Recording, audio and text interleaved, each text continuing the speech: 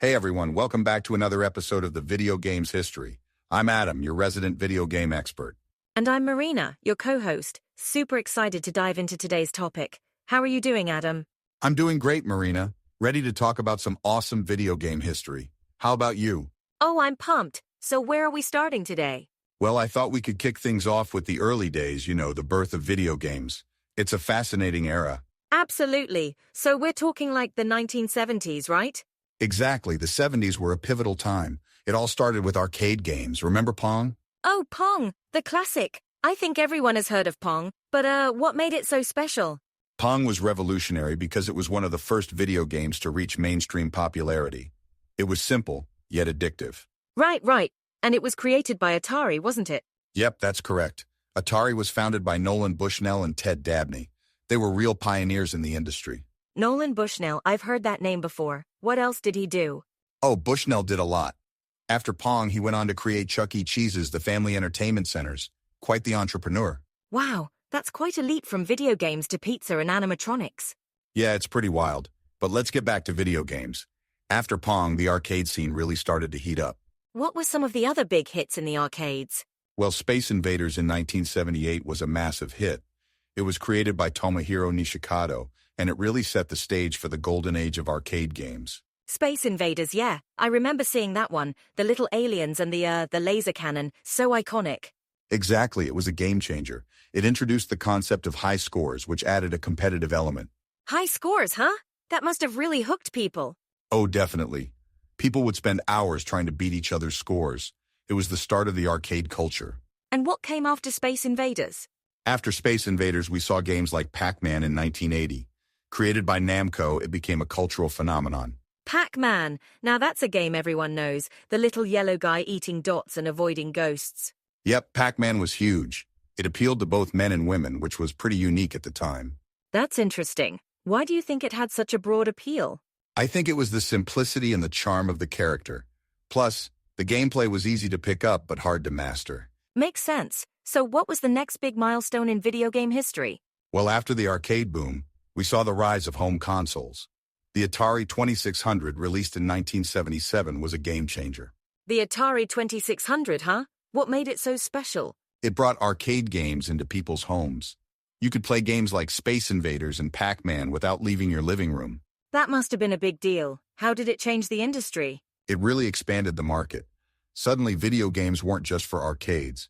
They became a part of everyday life. And what about the games themselves? Were they as good as the arcade versions? Well, the graphics and sound weren't as good, but the gameplay was there, and the convenience of playing at home made up for it. Got it. So what came next in the evolution of video games?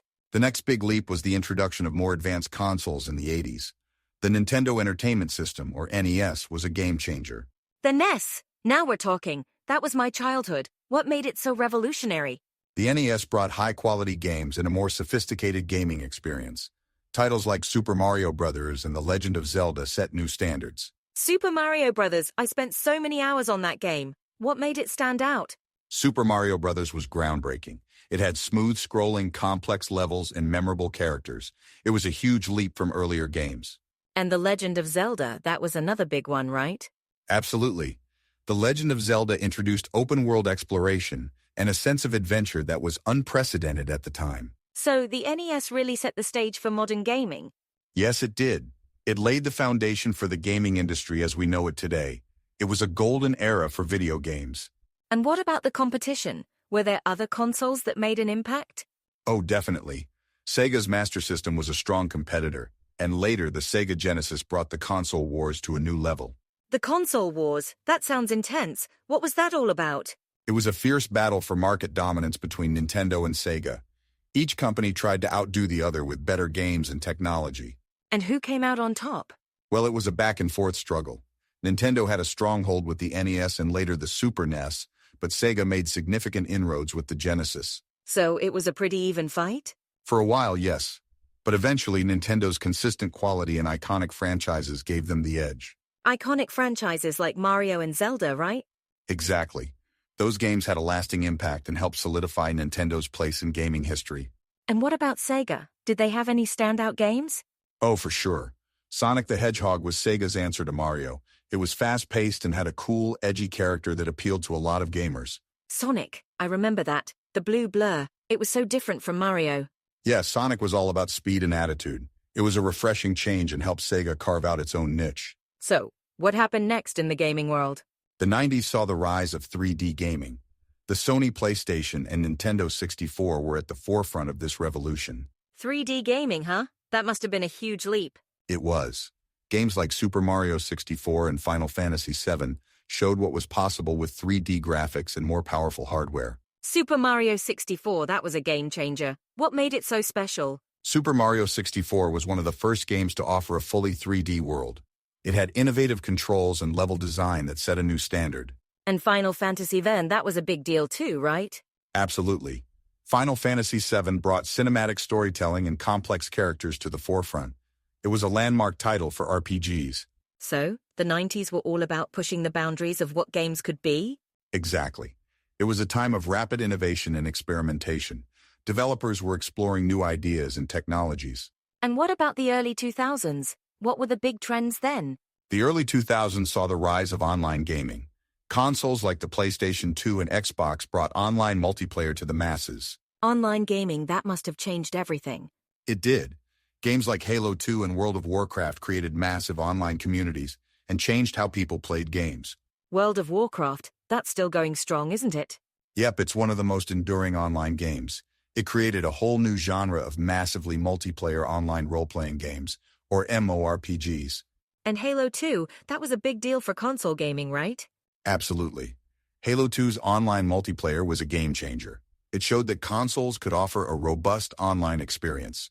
So, online gaming really took off in the 2000s? Yes, it did.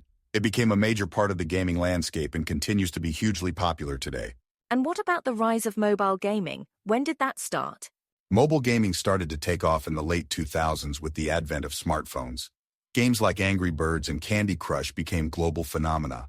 Angry Birds, I remember that. It was everywhere. Yeah, it was a huge hit. Mobile gaming made games accessible to a whole new audience. You could play anywhere, anytime. And how has mobile gaming evolved since then? Mobile gaming has continued to grow and evolve. We now have complex, high-quality games on our phones. It's a major part of the industry. So, what's the current state of the gaming industry? What are the big trends now?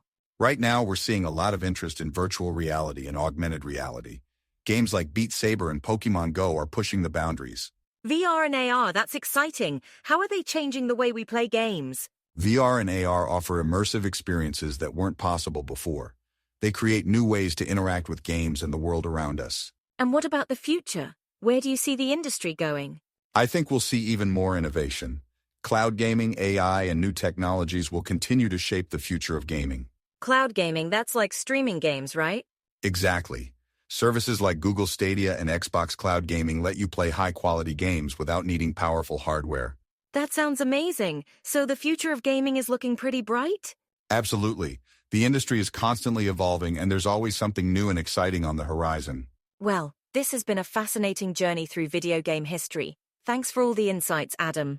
My pleasure, Marina. It's always fun to talk about the evolution of video games. And thank you to our listeners for joining us on this trip down memory lane. We'll see you next time on the Video Games History. Until then, keep on gaming.